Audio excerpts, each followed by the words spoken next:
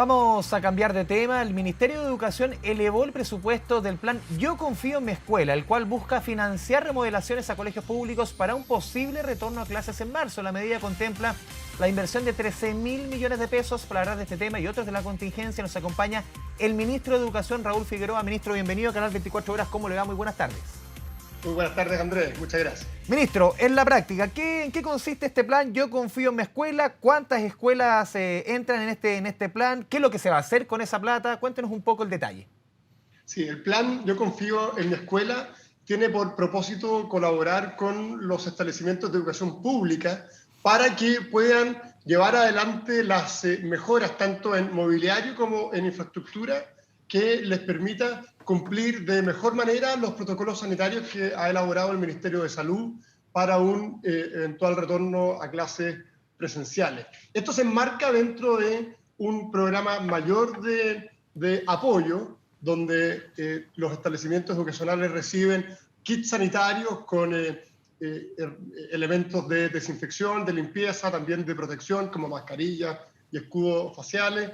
También la flexibilidad que se les entrega para que puedan destinar ciertos recursos a precisamente la adquisición de este tipo de artículos y también de artículos tecnológicos para facilitar el proceso de educación a distancia. Y específicamente, en el caso de este plan, de esta convocatoria, los establecimientos van a poder destinar estos recursos a la mejora en el mobiliario, a la mejora en la infraestructura, todo pensando en cambios que se necesitan para adecuarse de mejor manera a los protocolos sanitarios. Originalmente, lo que estaba dispuesto para esta iniciativa eran del orden de 6.000 millones de pesos, pero atendido el interés que tuvo por parte de la educación pública y considerando que postularon muchos más establecimientos, se incrementó el presupuesto a 13.300 millones de pesos para poder entregarle precisamente a todos los que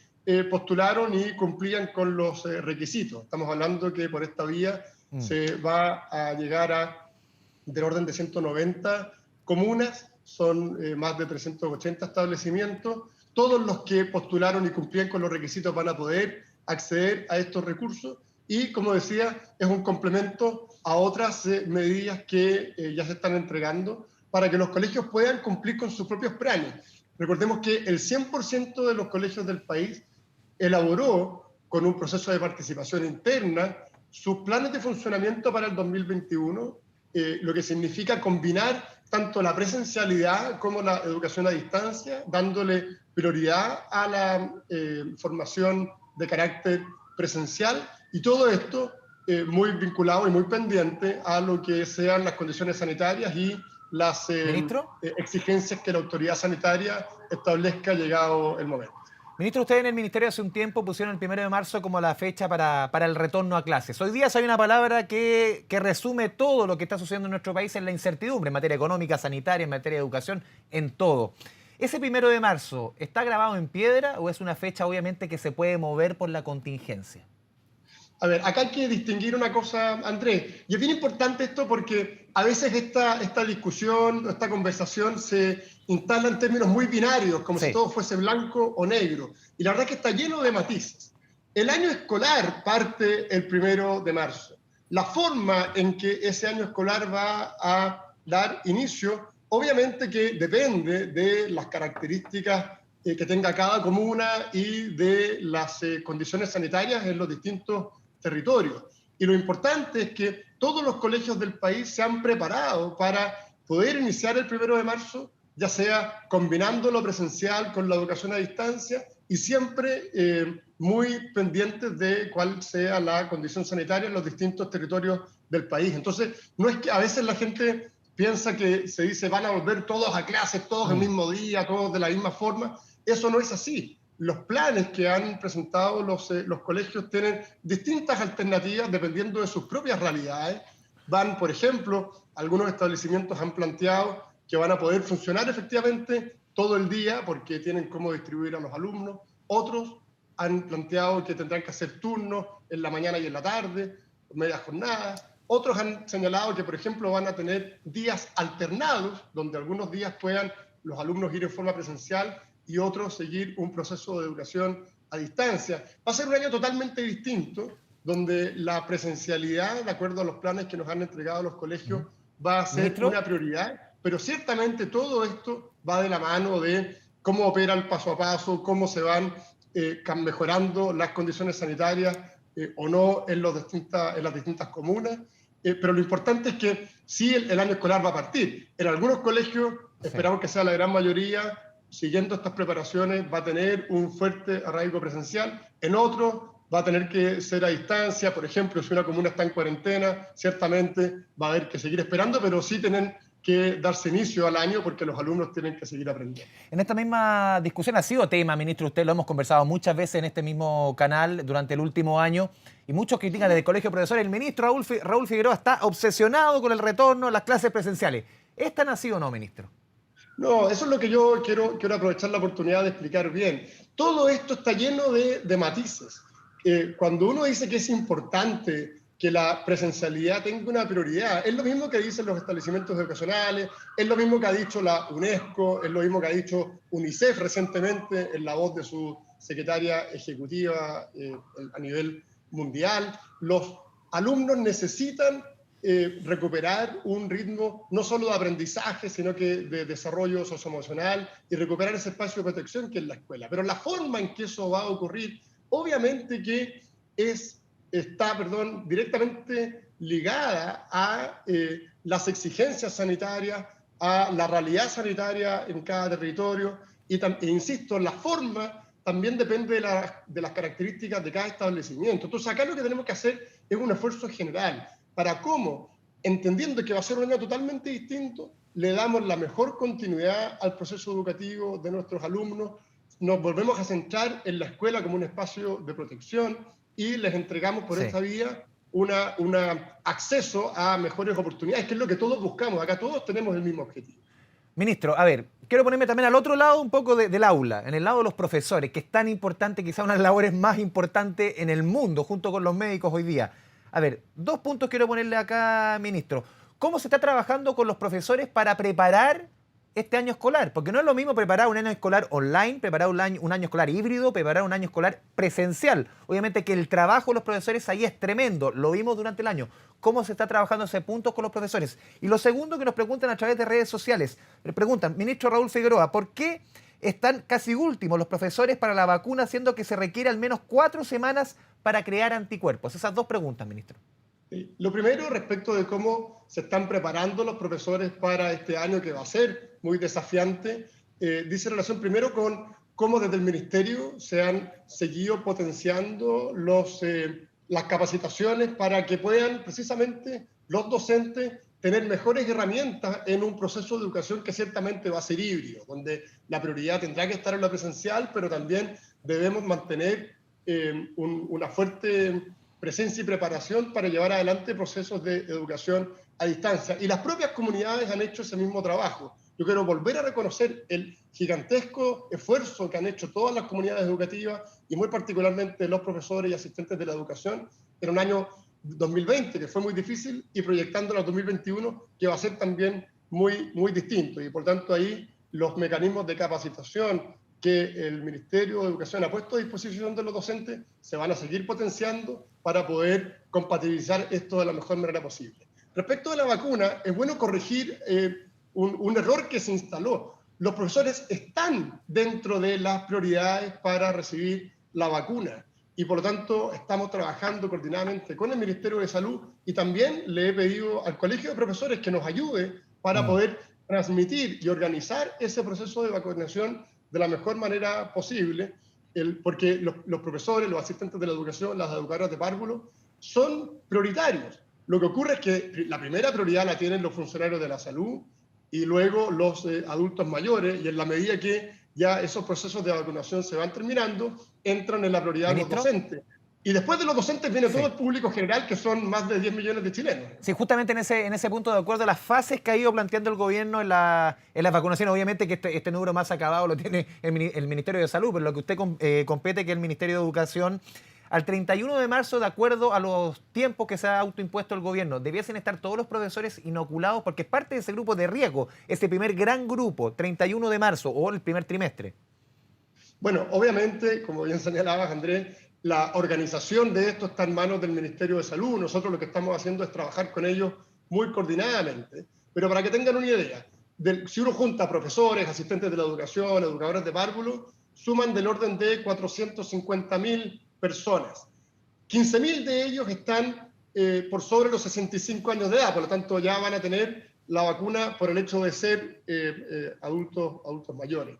El resto se va a ir vacunando rápidamente en la medida que vayan llegando más dosis y que las aprobaciones de la vacuna también estén disponibles. Y esperamos, todo esto muy dependiente del flujo de vacunas que vaya llegando al país, que podamos vacunar a todos los trabajadores de la educación a la brevedad posible, porque sabemos que es un elemento clave para darle a ellos, a su familia y a toda la comunidad educativa la confianza necesaria para poder volver a la escuela de manera segura. Ministro, a ver, habemos muchos, miles, millones de apoderados en el país que hoy día estamos diciendo, a ver, ¿compramos útiles o no? ¿Qué cantidad de acuerdo al modus que va a aplicar el colegio que está mi hijo, mi hija? Lo segundo, el tema de los uniformes. Ahí hay un tema bien importante. Este año los colegios van a decidir si usan uniforme o no, si es que es obligatorio. Ese punto es muy importante para recalcar, para profundizar, ministro. El tema del uniforme. ¿Cómo decide cada colegio? ¿Cuándo debe decidir? Cuéntenos un poquito esa normativa. Sí.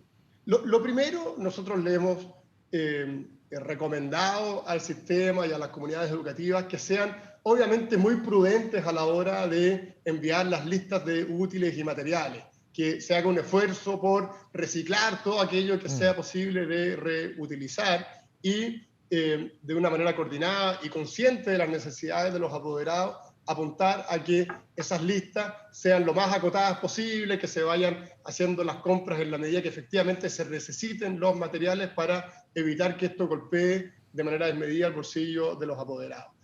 Además, recordar que el Ministerio de Educación dispone de textos gratuitos para prácticamente la totalidad de la matrícula en Chile. Todos los establecimientos que reciben subvención del Estado, que representan el 93% de la matrícula a nivel nacional, reciben los textos que son de muy buena calidad, que licita y entrega de forma gratuita el Ministerio de Educación. Y por lo tanto, ahí tenemos una parte importante de esa necesidad cubierta.